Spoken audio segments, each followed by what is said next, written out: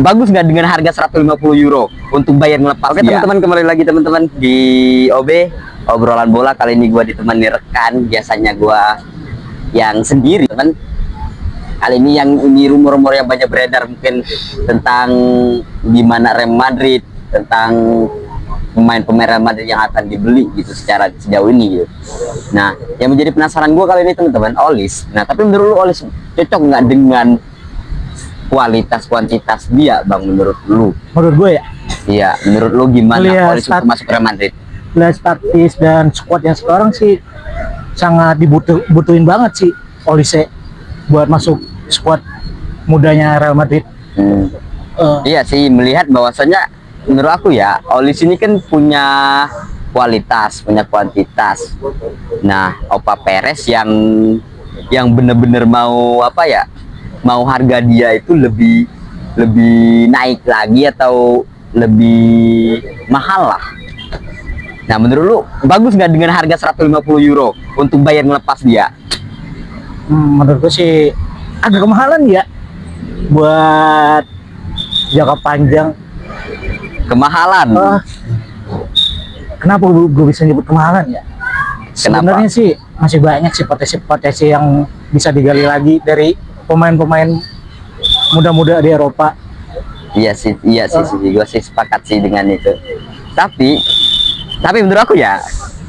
menurut aku untuk Olis ini yang notabene punya skill oke lah, skill itu mungkin urusan belakang lah. Yang menjadi faktor masalah ya apakah dia mampu untuk bersaing di Real Madrid ini, Bang. Itu yang menjadi faktor masalah. Sedangkan lu tau lah di Real Madrid yang notabene pemain-pemain yang kayak Mbappe, ada Guller, ya nggak sih? Beratnya untuk bersaing di situ loh. Bacaan gue ya, lihat pelatih baru Jose Mourinho. Menurut gue ini bakalan jadi buah si malakama sih. Dari apa yang bakalan diterapkan taktiknya dia. Yang notabene Jose Mourinho terkenal sama parking busnya. Iya. Gue takut Olis itu bakalan jadi melempem di Real Madrid. Yang kita contohnya ambilnya Gareth Bale. Iya, Gareth Bale. Terus apa lagi? Hazard. Itu yang gue ketakutin. Kutukan nomor 7 di Real Madrid itu bakal berlaku di Olis. Tapi belum tentu kan, Vinicius kan bisa juga loh. Ya, soalnya kan masih banyak potensi yang di Real Madrid, ada Vinicius, Rodrigo ya. Itu dia belum tentu ini. Tapi kita jangan bicara banyak dulu karena kita belum tahu apa-apa. Iya benar sih. Ya, benar. Kita belum tahu pastinya kan, karena ini rumor juga. Olisnya bakal diambil dari Real Madrid karena Opa Perez pun udah kepilih lagi nih jadi presiden Real Madrid. Ya. Karena yang gua ketahui ada 2 pemain yang dibeli. Konate sama Dumfries. Ya enggak? Ya itu kalau menurut gue sih udah masuk sama taktik Mourinho yang terkenal parking bus. Iya sih, bisa jadi tuh, gue sepakat tuh. Bacaan gue sih Olis itu bakalan jadi anak kesayangan ataupun bakalan dibuang itu bisa jadi ya. Tapi ngebet banget sumpah Opa Perez tuh ngebet banget pengen dapet dia dengan harga segitu 150 euro. Tapi sedangkan bertolak belakang menurut aku karena Bayern Munchen mungkin nggak mau ngelepas dia. Bayern Munchen bisa jadi investasi besarnya dia, ngelepas dia Olis, karena bakal dapat pundi-pundi uang yang banyak. Iya, seharusnya. Tapi ini bakal jadi buah malakama buat Real Madrid. Pertama faktor dari Piala Dunia. Iya, oke. Kompetisi ini kan lumayan panjang juga. Iya. Nanti kalau dia cedera, iya. Kena hamstringnya dia. Itu yang masuk. Iya benar. Gue sepakat sih dengan apa yang abang bilang sih. Cara ini kan Piala Dunia juga kan mengatur ini apakah bisa enggak. Cuma ya pendapat gue ya, kalau emang Opa Perez bisa nahan aja dulu, sabar untuk mencari potensial yang lebih ini ya nanti aja gitu ya nggak sih? Menurut gue Florentino Perez ini terlalu bernafsu buat ngegayat bintang-bintang besar yang udah ada nama ya. Kenapa nggak coba cara baru, scouting dari muda kayak Barcelona? Iya. Terus tapi ini loh Bang, udah mulai loh Iya sih. Dari Nah, era menurut lu gimana? dari era sebelum setelah Benzema, terus Ronaldo terakhir kan, ya Real Madrid udah mulai supporting yang menurut gua udah mulai bagus, kayak karena ada Guler kan. Iya, reguler ya.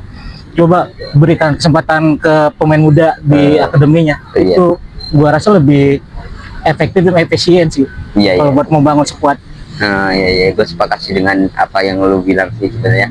Sebenarnya apa nggak perlu lagi banyak lah ya, dalam artian nggak perlu lagi banyak lagi Ngeluarin pundi-pundi nominal yang ya menurut gua yang murah lah, kayak TAA.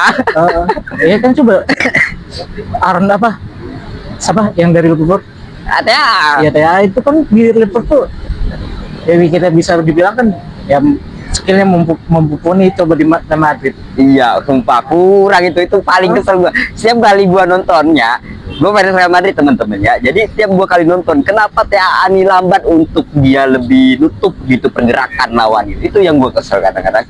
Karena kultur dari setiap liga kan beda-beda. Kita belum tentu memastikan setiap pemain jago itu bisa beradaptasi sama kultur liga tersebut. Iya sih, kayak Hazard juga sih, Hazard itu wah hancur itu, sumpah itu wah gila kata gua.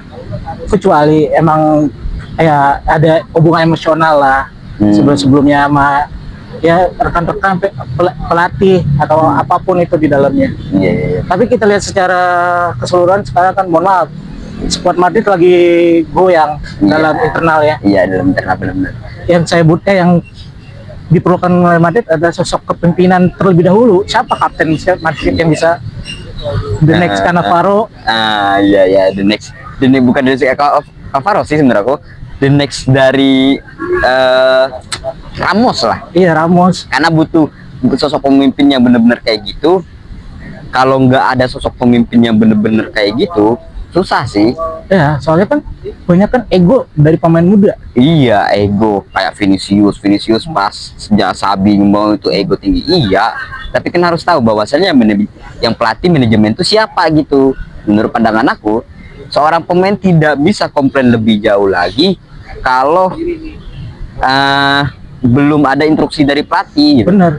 Karena pelatih yang menentukan semua itu, struktural, secara permainan, apa yang harus diganti, apa yang harus dirombak lebih jauh gitu kan. Iya, kunci berhasilnya Madrid di musim depan itu ada di tangan pelatih. Mudah-mudahan pilihan Mourinho itu bisa sejalan sama manajemen dan sejalan dengan taktik yang itu yang gua harapin, misalkan kedatangan Jose Mourinho, entah itu pun dapat Dumfries ataupun dapat Konate, itu yang gua harapin yang itu gitu.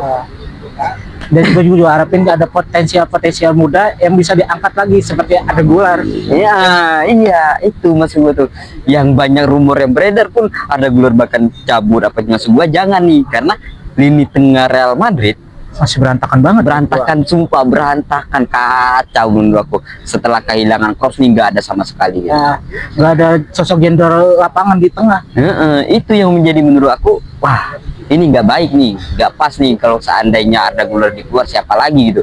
Ngarepin Kamavinga nggak juga, walaupun dia bermain fleksibel, lebih banyak kebebasan bermainnya gitu. Valverde nggak mungkin juga gitu. Tapi menurut gue di Real Madrid tuh nggak ada yang gelandang yang punya visi kayak Kroos. Iya. Leadership kayak Kroos nggak ada. Iya bener. Yang gua rasa tuh Florentino Perez harus cari sosok yang seperti Kroos. Iya, seharusnya ya. Setelah mungkin seharusnya nih, entah selesai Piala Dunia, entah selesai akhir musim ini, intinya perombakan habis nih menurut aku. Karena harus ada perubahan di musim ini. Karena menurut aku fans Real Madrid teman-teman, jadi kawan-kawannya. Cuma sakit juga dalam artian kok 2 musim loh. 2 musim kalau lu kan fans MU kan udah biasa, kami kan fans Real Madrid butuh gelar butuh gelar, kami haus akan gelar. Kalau bicara proses itu emang pahit, Bung. Iya, kita nikmatin aja prosesnya, walaupun kita sering berganti pelatih ya. Tapi sekarang kita nikmatin pola bermain MU sekarang udah mulai enak dilihat. Iya. Leadership sudah mulai ada. Iya. Dan tujuannya kita juga udah ada, kita sekarang udah mau ke UCL, bos. Iya, itu sih. Nah, gue berharap pun ketika Real Madrid pun kayak MU yang udah mulai berproses ya, hampir sama lah. Ya gue harapkan musim ini musim terbaik lah setelah Piala Dunia. Gue berharap nggak ada yang cedera, dan gue berharap pun teman-temannya Jose ini bisa mengatur ego-ego para pemain, Bang, karena para pemain ini udah gila semua atur ego, susah banget untuk mengatur kayak gimana ya. Itu yang benar-benar gue harapin sih dari Jose Mourinho, kehadiran dia gitu kan. Setelah kita melihat ya nggak ada perkembangan sama sekali nih Real Madrid menurut aku. Kok nggak ada sama sekali untuk berprogres, nggak ada apa jenderal pelatih atau manajemen yang bukan manajemen sih, manajer yang bagus nih gitu. Ya semeninggal Jose Mourinho, ini dia udah berapa kali balik? 3 kali balik ya? 2 kali. 2 kali balik. Iya. Mudah-mudahan DNA Galacticosnya bisa apa ya, muncul lagi. Nah, ya itu sih yang gua harapin juga sih Bang dari ini. Ya, jangan cuma ya jadi bangunan yang terbengkalai ya. Itu dia. Itu teman-teman, jadi yang harus yang gua harapin sih. Nah, buat teman-teman mungkin sampai sini aja kita ngobrol-ngobrol gue sama rekan gua kali ini, teman-teman. Pembahasannya tentang Real Madrid.